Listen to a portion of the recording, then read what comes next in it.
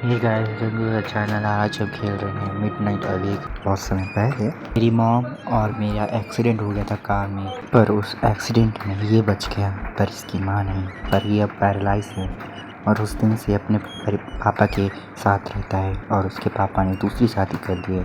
पर अब इसके पापी से नहीं चाहता है। इतनी दुख की बात है कि लड़का पैरालाइज है, उसकी माँ मर गई, बाथरूम जाना पड़ेगा।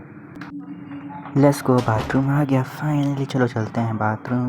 पर तभी एक रेड बॉल, व्हाट, अंधेरे से रेड बॉल को फेंकता है यहाँ पर। मुझे फ़र्क नहीं पड़ता, मुझे टॉयलेट करना है। ये चीज़ जो हो गई, पर तभी मैं बाहर जाता, एक लड़का रहता है और वो हैं करके मेरे पापा का कमरा भी पूरा ख़राब रहता है, मानो कि यहाँ कोई लड़ाई झगड़ा हुआ हो। अभी सब लाल हो जाता है और पीछे कुछ लाल दरवाजे के अंदर जाने से मैं उसके अंदर गिर जाता हूँ।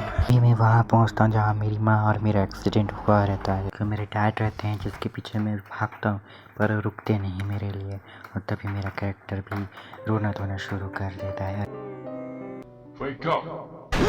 मैं फिर से अपने रूम में आ जाता हूँ तब मेरा दरवाज़ा लॉक था। तभी मुझे एक अननोन नंबर पर फ़ोन आता है और उसकी बहकी बातें सुनने के बाद दरवाज़ा भी खुल जाता है। फिर मैं चूहे को पकड़ता हूँ और उसे काट के उसके अंदर से मैं चाबी निकाल लेता हूँ। पता नहीं मैं कैसा हो रहा हूँ। फिर मैं उस समय में आ जाता हूँ जहाँ पर वो ख़तरनाक इंसिडेंट हुआ था, जहाँ मेरी माँ और मेरा एक्सीडेंट हुआ था। और तभी मेरा मन करता है कि मैं गाड़ी चलाऊँ, क्योंकि मेरी मम्मी को नींद आ रहा था, तो मैं वही करता हूँ। अपनी मम्मी को तोहफ़ा देने के बाद मैं गाड़ी चलाता हूँ। दूसरे सीन में मैं देखता हूँ गाड़ी पेड़ से लटक रहा होता है, पता नहीं कैसे। इतनी भयानक चीज़ देखने के बाद मेरा कैरेक्टर परेशान हो जाता है और वो फिर से रोने लगता है ही करके। और मैं फिर से उसी समय आ जाता हूँ। और यहाँ पर तुम 3:24 को याद रखना, ये वही समय है जहाँ शुरू में हम घड़ी देखते हैं वो समय।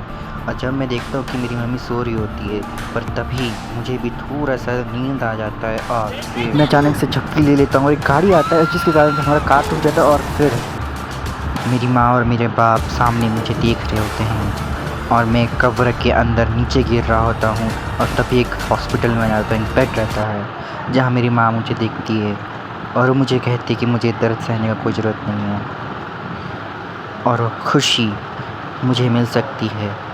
और तभी मेरा कैरेक्टर उसके बाद मेरा डॉल अजीबोगरीब बातें करना शुरू कर देता है। उसकी बातें सुनने के बाद मैं आगे जाता हूँ, पर तभी एक अजीब सा राक्षस मेरे सामने खड़े हो जाता है और पीछे भी एक अजीब सा लड़का सामने रहता है। और फिर मैं आता हूँ अंदर और अलमारी अंदर छुप जाता हूँ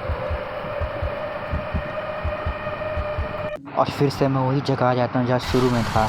पर इस बार एक डॉक्टर रहता है जो कि उसकी लाल आंखें रहती हैं और उसके हाथ में चेन सॉ रहता है और मुझे काट रहा होता है और मेरा कैरेक्टर चिल्ला रहा होता है। पर तभी एक नॉर्मल डॉक्टर आता है, बोलता है कि सब कुछ ठीक है, मानो कि जैसा कुछ हुआ ही ना। और मेरे डैड भी कहते हैं बेटा सब कुछ ठीक है, अब हमें घर जाना चाहिए।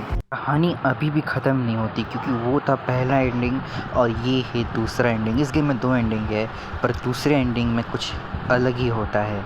मेरा कैरेक्टर आखिरकार सुसाइड कर ही देता।